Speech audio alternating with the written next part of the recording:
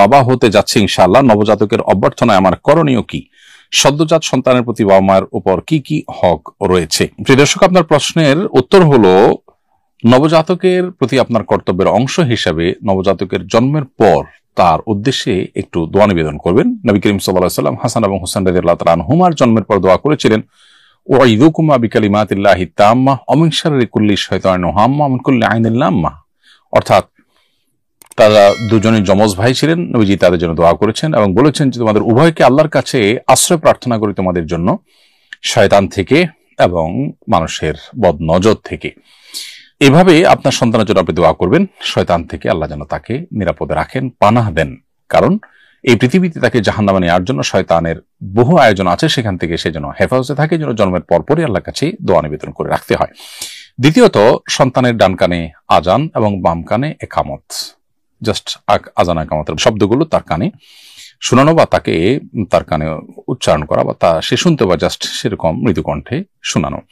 তৃতীয়ত, তাহনিক করা, অর্থাৎ কোন নেককার মুত্তাকি পরহেজগার মানুষকে দিয়ে, সেরকম কাউকে না পাওয়া গেলে নিজেরা করতে পারেন, একটু খেজুর মুখে চিবিয়ে এর যে ভেজা অংশ সেটা বাচ্চার মুখে লাগাই দেওয়া, সেজন্য একটু চুষতে পারে, অথবা একটু মধু মুখে লাগিয়ে তার মুখে দেওয়া বিসমিল্লাহ বলে, এটাই তাহনিক বলা হয়। নেককার মুত্তাকি পরহেজগার মানুষকে দিয়ে এটা করানো যেতে পারে। এছাড়া সপ্তম দিনে বাচ্চার মাথার চুল চেসে সেটার ওজন পরিমাণ স্বর্ণ অথবা ওজন পরিমাণ রূপা, যার যার সামর্থ্য অনুযায়ী, অথবা স্বর্ণ বা রূপার মূল্য গরিব বা দুঃখীদেরকে দান করে দিতে হবে। এটি মুস্তাহাব একটি কাজ, না করতে পারলে বড় কোনো অসুবিধা নেই। আর এছাড়া সপ্তম দিনে তার আকিকা করা, ছেলে হলে 2টি ছাগল, মেয়ে হলে 1টি ছাগল আল্লাহর নামে জবাই করে তার পক্ষ থেকে আকিকা দিতে হবে এবং জবাই করার পর বা জবাই করার সময় বলবে, আল্লাহ এটি হলো আমার অমুক সন্তানের আকিকা। তার আগে তার জন্য সুন্দর একটা নাম নির্বাচন করতে হবে। সে নাম নির্বাচন করার ক্ষেত্রে শরিয়ার যে নীতিমালা আছে সেগুলো লক্ষ্য করে তার মুসলিম আইডেন্টিটি প্রকাশ পায় সেরকম নাম রাখার চেষ্টা করতে হবে। আজকাল অনেকে আমরা আনকমন নাম রাখতে গিয়ে মুসলিম আইডেন্টিটির বাইরে চলে যায় এবং এমন সব নাম রাখি সন্তানদের যে নামগুলো দেখে তাদের আসলে মুসলিম কি অমুসলিম বোঝার কোনো উপায় থাকে না। পৃথিবীতে পশ্চিমারা যাদের ধর্মকর্ম একেবারে হারিয়ে গেছে তারা পর্যন্ত তাদের সন্তানদের নামকরণ করার ক্ষেত্রে ধর্মীয় আইডেন্টিটিকে এখনো মাথায় রাখে, অথচ দুর্ভাগ্যজনক বাস্তবতা আমরা অনেকে সেই জায়গা থেকে সরে আসছি। অতএব এই কাজগুলো আপনি আপনার সন্তানের জন্য করবেন ইনশাআল্লাহ বিদিনিল্লাহ। সন্তানকে নেককার করার জন্য, দিনদার করার জন্য ছোটবেলা থেকে আপনি চিন্তা করবেন, ভাববেন এবং তার জন্য সেই প্ল্যান প্রোগ্রাম করবেন। এটি আপনার কর্তব্যের অংশ তার প্রতি। আমি একজন সরকারি চাকরিজীবী, আল্লাহ তাআলার রহমতে হজ পালনের উদ্দেশ্যে নিবন্ধন করেছি। হজের খরচ মেটানোর জন্য আমি আমার জিপিএফ ফান্ড থেকে কিস্তিতে পরিশোধযোগ্য অগ্রিম কিছু টাকা উত্তোলন করেছি। এই টাকা দিয়ে হজ করলে কি আল্লাহ হজ কবুল করবেন? বোন তাজকিরা সুলতানা, হজ এমন একটি ইবাদত যে ইবাদতের জন্য আমরা লোন করে হজের খরচ বহন করলে সেটি বিধেয় বা জায়েজ, সেটি কোনো মৌলিকভাবে অসুবিধার বিষয় নয়। জিপিএফ ফান্ড থেকে যে আপনি অগ্রিম টাকা নিয়েছেন এটি যদি সুদ মুক্ত কোনো লোন হয়ে থাকে তাহলে তো কোনো অসুবিধাই নেই।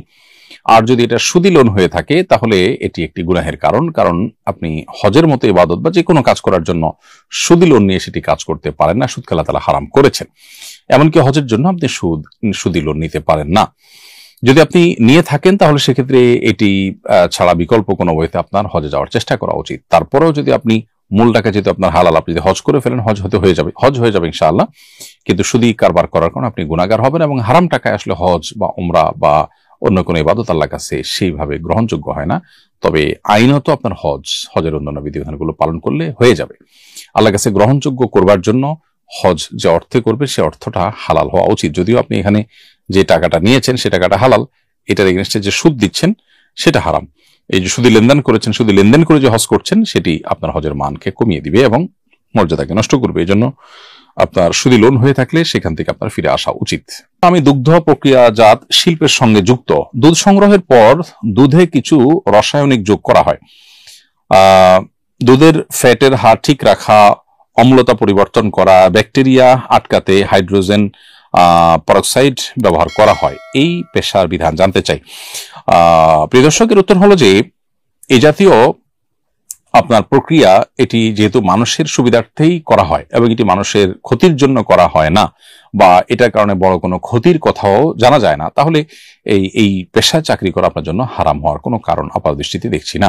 এরপরে প্রশ্ন হলো, আমাদের দেশে সাধারণত শীতকালে বিয়ে বেশি হয়, শীতকালে বিয়ের বিশেষ কোনো ফজিলত আছে কিনা? না দর্শক, শীতকালে বিয়ের কোনো বিশেষ ফজিলত নেই। শীতে, গরমে, বর্ষা কিংবা হেমন্তে যে কোনো মৌসুমে আপনি বিয়ে করতে পারেন।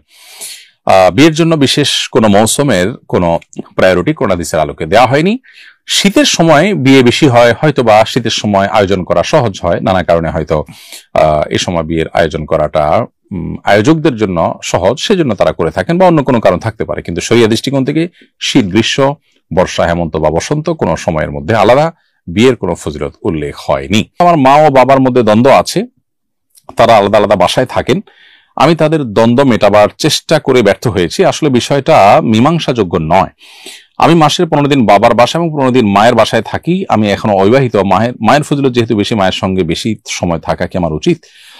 দর্শক, উত্তর হলো যে মা বাবার প্রতি সদাচরণ করতে হবে, মা বাবার সঙ্গে বসবাস করতে হবে, এবং সেটা আবার দিন গুনে গুনে, এমন কোনো বাধ্যবাধকতা নেই।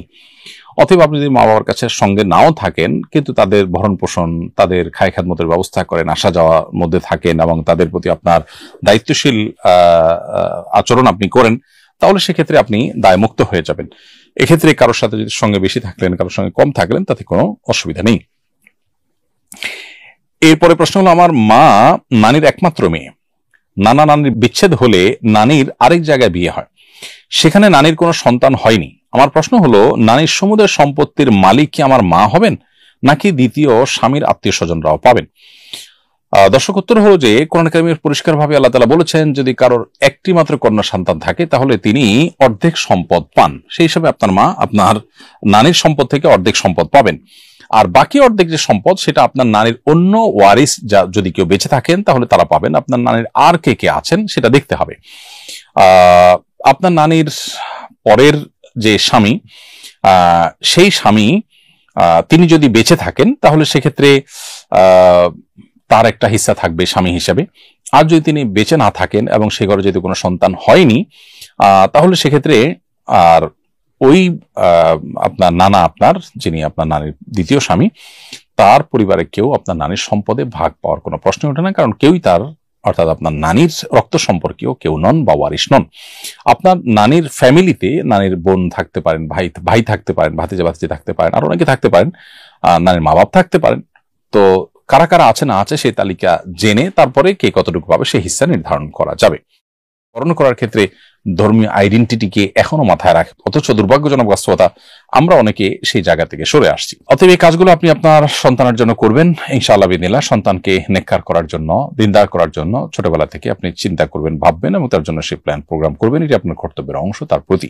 আমি একজন সরকারি চাকরিজীবী। আল্লাহ তাআলার রহমতে হজ পালনের উদ্দেশ্যে নিবন্ধন করেছি। হজের খরচ মেটানোর জন্য আমি আমার জিপিএফ ফান্ড থেকে কিস্তিতে পরিশোধযোগ্য অগ্রিম কিছু টাকা উত্তোলন করেছি। এই টাকা দিয়ে হজ করলে কি আল্লাহ হজ কবুল করবেন? বোন তাজকিরা সুলতানা, হজ এমন একটি ইবাদত যে ইবাদতের জন্য আমরা লোন করে হজের খরচ বহন করলে সেটি বিধেয় বা জায়েজ, সেটি কোনো মৌলিকভাবে অসুবিধার বিষয় নয়। জিপিএফ ফান্ড থেকে যে আপনি অগ্রিম টাকা নিয়েছেন, এটা যদি সুদ মুক্ত কোনো লোন হয়ে থাকে তাহলে তো কোনো অসুবিধাই নেই। আর যদি এটা সুদি লোন হয়ে থাকে তাহলে এটি একটি গুনাহের কারণ, কারণ আপনি হজের মতো ইবাদত বা যে কোনো কাজ করার জন্য সুদি লোন নিয়ে সেটি কাজ করতে পারেন না। সুদকে আল্লাহ তাআলা হারাম